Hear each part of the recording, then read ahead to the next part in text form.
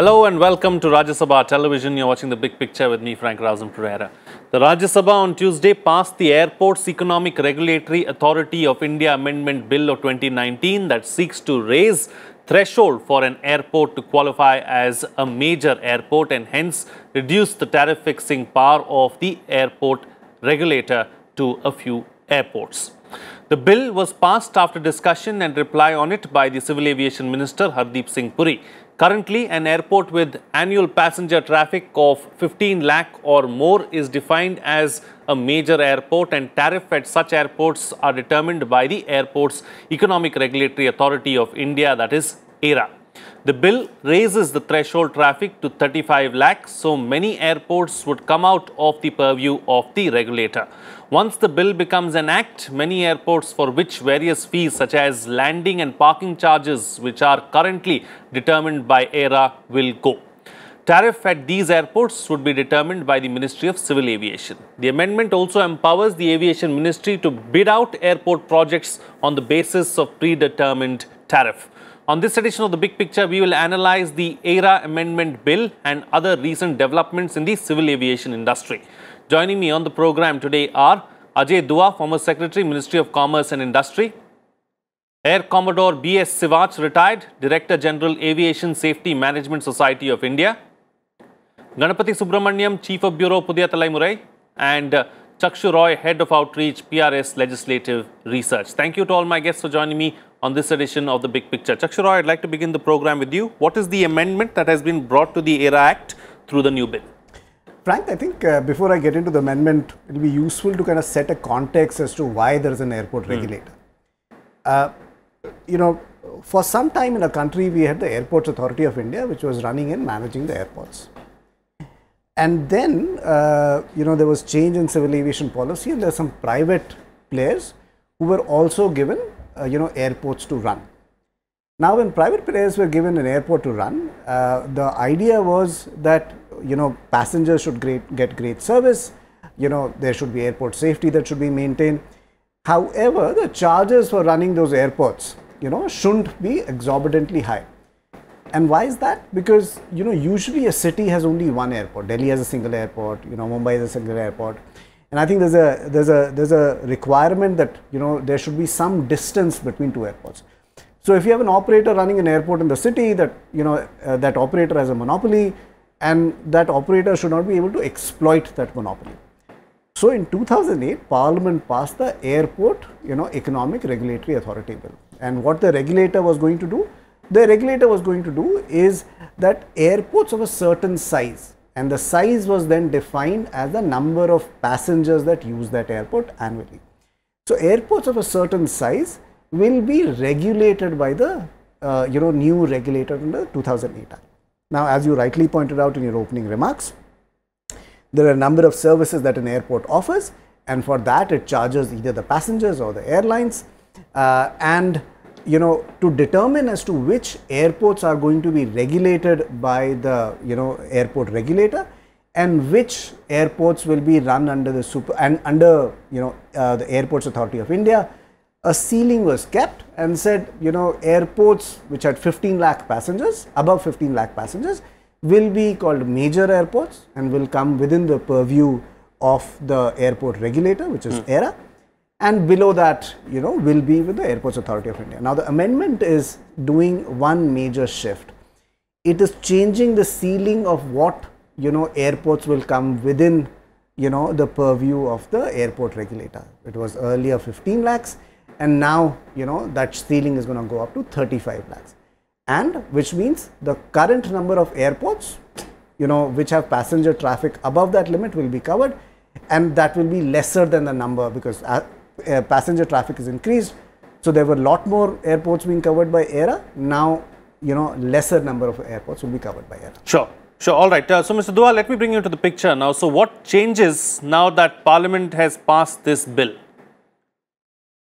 The very first change which would come about is that instead of the 31 airports, which today were within the jurisdiction of AERA for determining the tariff charges for usage of the airport as well as the ground handling and other services levied there, that will get reduced from 31 to 16 alone, and that, to my mind, reduces the number of airports which will remain with an independent regulator. Instead, they will come to the Airport Authority of India. This is, I think, manageable from one point of view, and the point which the Civil Aviation Minister made in Parliament, that at that point of time when we had set the limit for 15 lakh passengers, it was roughly 1.1% of the then existing passenger traffic in the civil aviation sector, which has now grown virtually to 350 lakh million people, and we've kept the ratio to be the same, about 1.1, 1.2, but that number automatically comes up rises from 1.5 million to 3.5. That apart, I think the math the minister has explained, and it should be right. The second change which has been made is that as increasingly we go on to making more and more airports, whether small under the UDAN's 1 and 2 schemes, or even the major airports, these which were just mentioned, which are likely to be in the private sector, Navi Mumbai Airport as well as the Jewar Airport near Delhi. Since those airports are being awarded on a predetermined tariff, and the number of passengers which are likely to be there is right from beginning expected to be more than 3.5. The government, by making getting this amendment made through the Parliament yesterday, has taken away these airports entirely from the purview of the AERA, and these would also now be, the bids are to be decided by the Government of India. So the Government of India would then settle the tariff in terms of the competitive bidding and the negotiations which follow. Right. So to my mind, these are the two major changes, and they actually reduce the powers and the scope of responsibility of AERA rather than increase it, as a panelist said a little while ago. Okay, all right. So, Air Commodore Siwach, I'm going to take the points that were made by Ajay Dua forward now. So several of the opposition members as well on the floor of the Rajya Sabha yesterday were debating and talking about how we should move towards strengthening the AERA or the regulator rather than taking away some of its powers. Are these, these points justifiable? What do you think of them?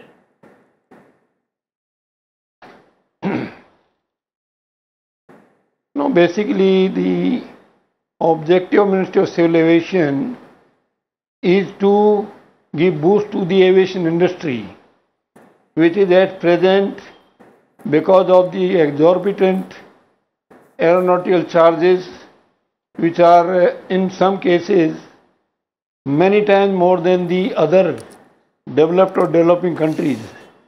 Because of that, airlines as well as general aviation is actually suffering losses or making less profit.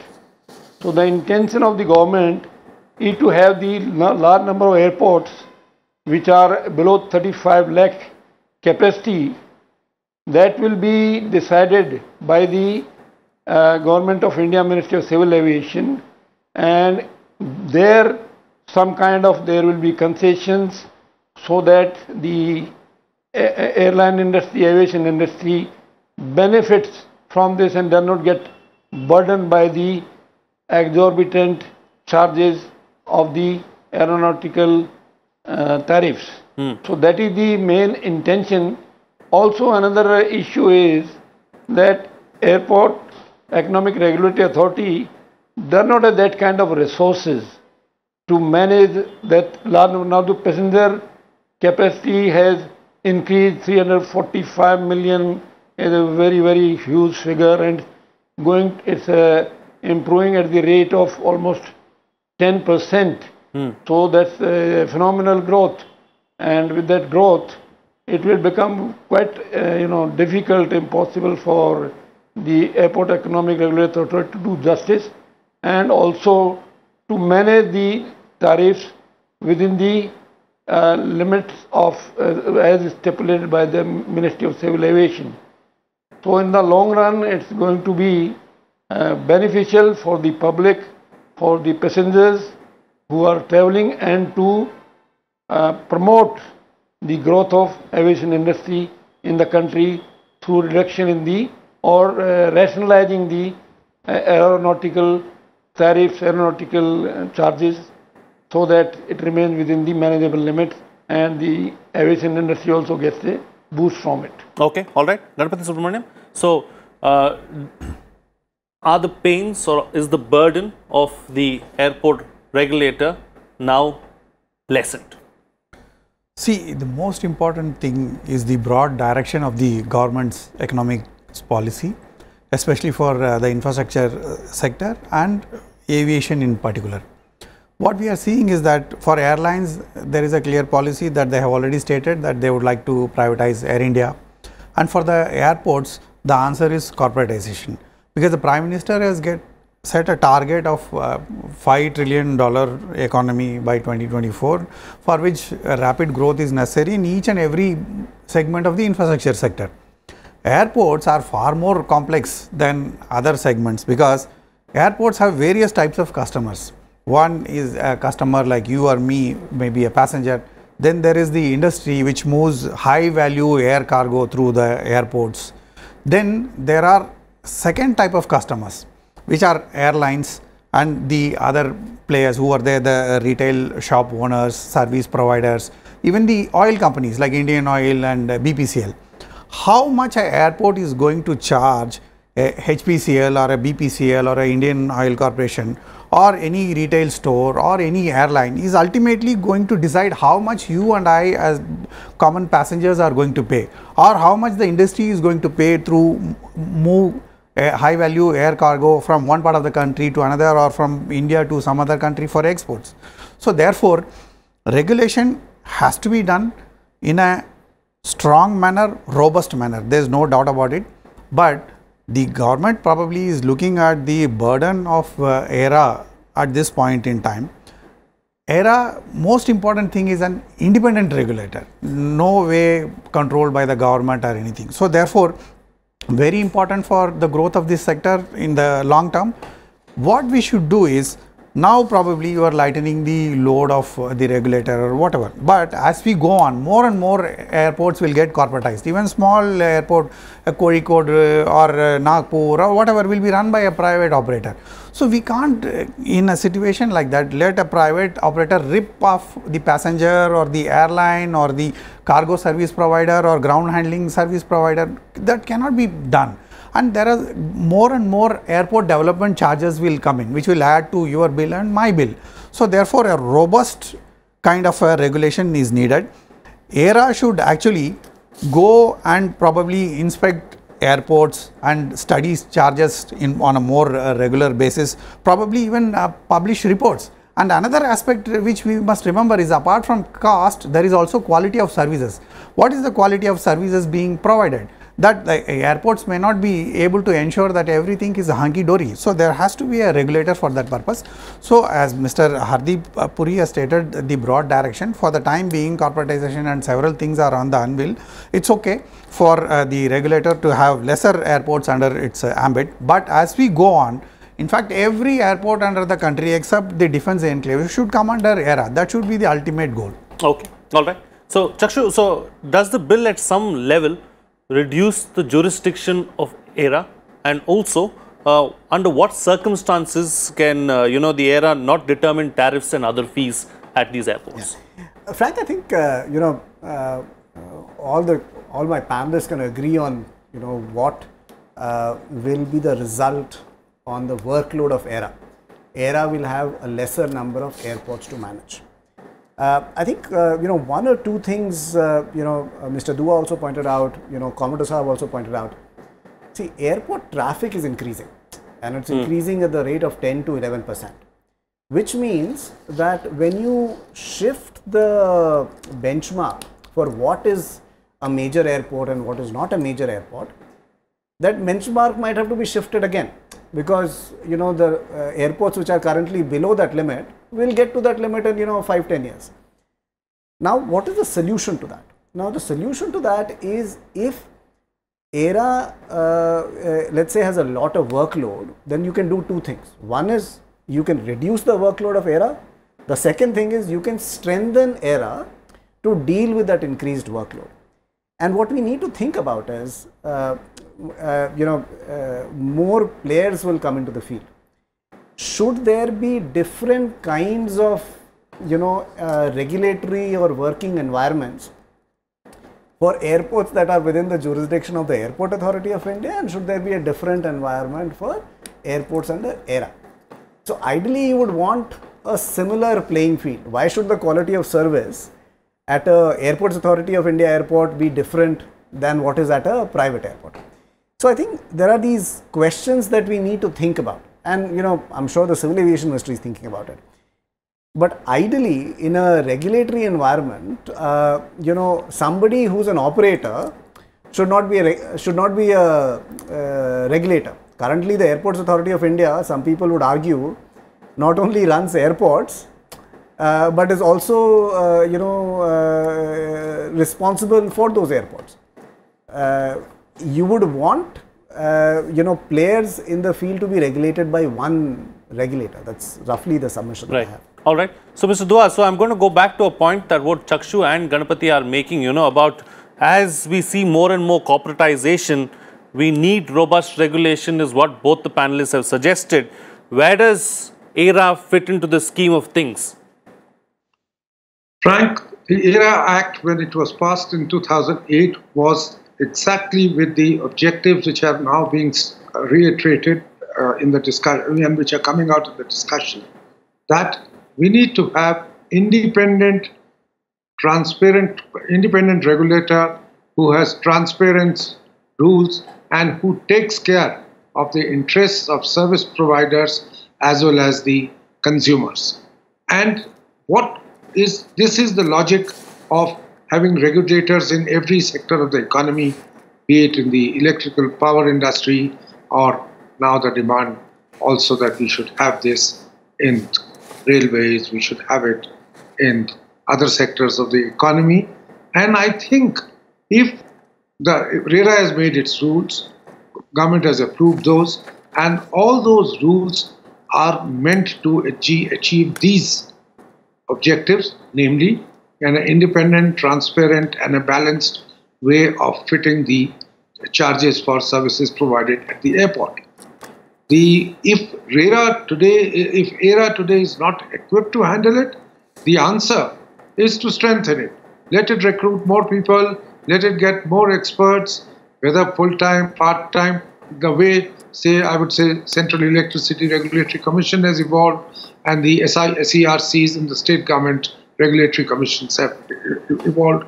And that is the way we are talking of, saying that the NHAI, which today is a kind of a regulator, but there should be an independent regulator also in the national highway sector, since NHAI is a service provider there, and it cannot be playing the role of an independent regulator. Having said that, I think what was in addition to this, all that I would like to submit is it was necessary, now that airports are being awarded on not just the EPC basis, and where it was EPC basis, there, once the expenditure has been incurred, then you go to the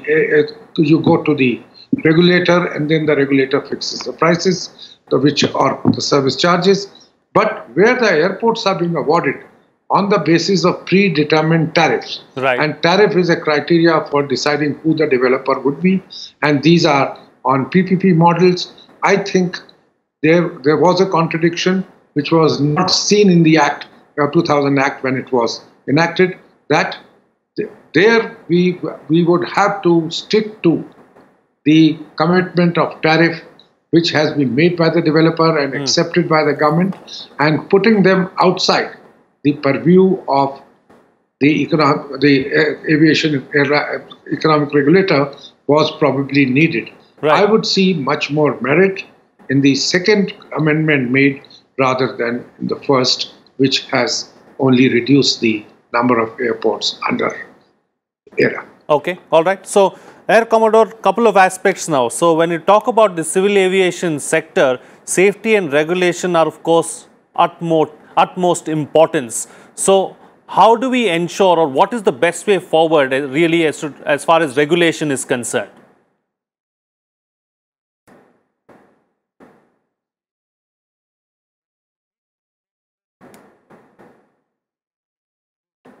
Air Commodore, if you can hear me, safety and regulation are of utmost importance as far as the civil aviation sector is concerned. So, what is the best way forward as far as regulation is concerned?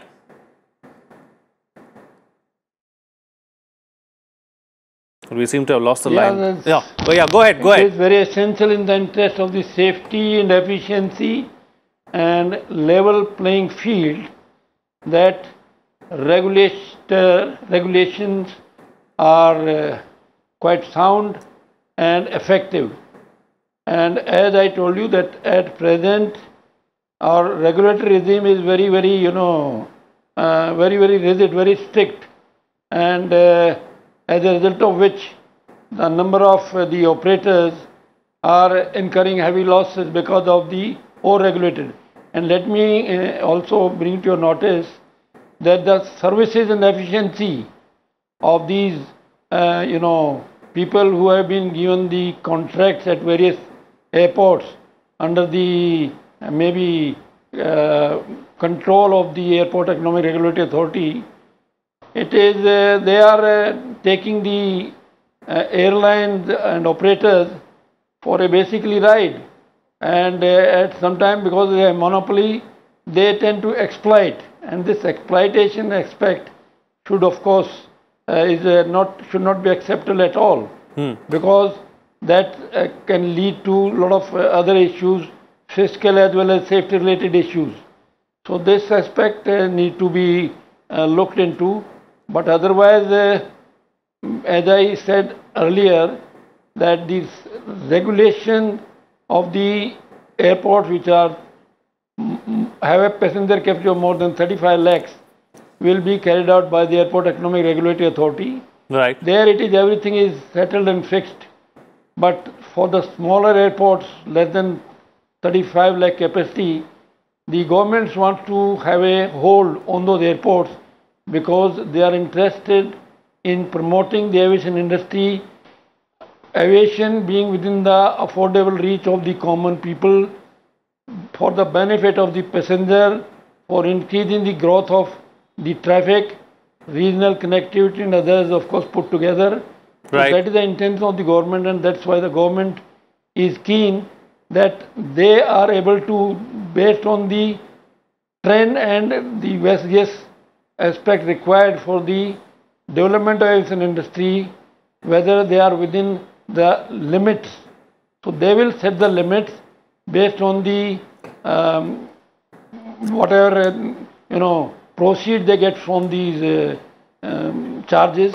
Sure. So they will rationalize it, and I'm sure this will help definitely in boosting the growth of aviation industry, which is at present, once it is under the purview of the AERA, so, which is an independent body, it becomes very difficult for the government to go and step in and try to bring down the tariffs.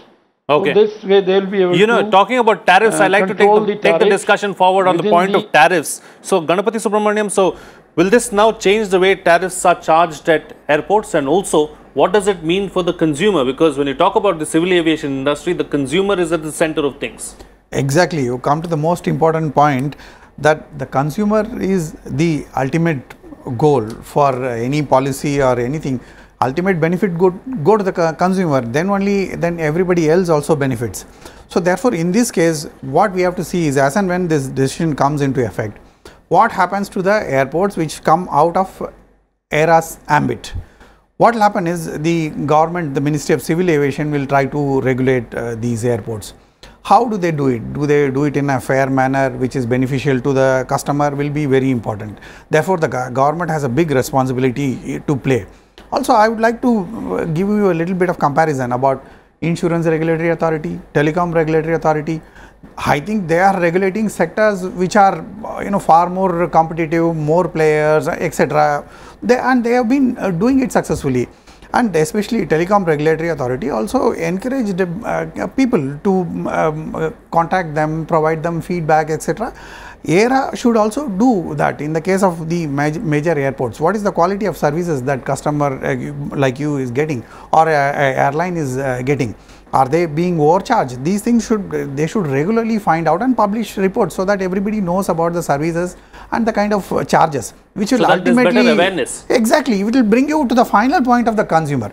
How much the airport charges from Indian Oil will determine how much airport authority, the fuel supplier will charge from the airline, a little bit more probably, and then ultimately that will be loaded onto your fare. Similarly for cargo, etc. Those things should be avoided there. For the robust growth of the sector, independent regulation with the customer as the focal point should be very important. I think that's where we should move, and then therefore the government has to ensure that the airports which come out of AERA regulation should be regulated very robustly, and ultimately all the airports in the country should be brought in one by one, and AERA should become a very strong, robust regulator which is in regular touch with the public. That will be the benefit for the industry as well as the customer. Okay, I've got very limited time left on the program, about 2 minutes. So quick closing comments from all my guests with the best way forward. Please keep it short, gentlemen. Chakshu Roy. Frank, final thoughts. An extremely important topic. All the panelists agree on what is the road to be taken. I would hope that such an important topic does not only get limited to discussions on the floor of the House, and some of these discussions are taken behind closed doors in parliamentary standing committees, so that technical experts like the ones on this panel can come and inform members of parliament of what are the challenges ahead and what are the opportunities in the civil aviation space, both for regulation and for that implementation. All right, Ajay Dua. I think once the parliament has passed the amendments, and there may not be any rethinking about it, so we would be probably going forward with both the amendments and just only setting a date of its enforcement. Having said that, let's keep in mind the principle of independent regulation, and strengthening the regulator is the way forward, rather than government, which has hundreds of other matters to attend to, including policy of different kinds, different aspects, rather than it getting involved into economic issues. Okay. If everybody thinks that government fixing it means if the charges will get reduced, I am not so sure about it, unless the government puts up, puts money on the table and say this is a subsidy available to export or Y-port because we want to encourage connectivity with it. Okay. But if that could happen to a few airports, it's not going to be a principle that all airports which are not with AERA, the government might be subsidizing to make it good for the customers. Customer also will have to be paying, and I think that going forward, the customer now sees relief, one, by way of reduction, customer and the airline service provider, reduction in the price of international price of crude, and second, most state governments have reduced the onerous level of aviation turbine fuel, which used to go up to almost 28-29% in the state of Maharashtra, which was killing the airlines. Otherwise, I see no reason, no explanation why the stock market values these airlines the way it does, despite all the problems which they have, internal as well as external. And the airline industry, passenger-wise, is growing by 10% CAGR for quite some time. Sure. B.S. Sivash, I beg your pardon.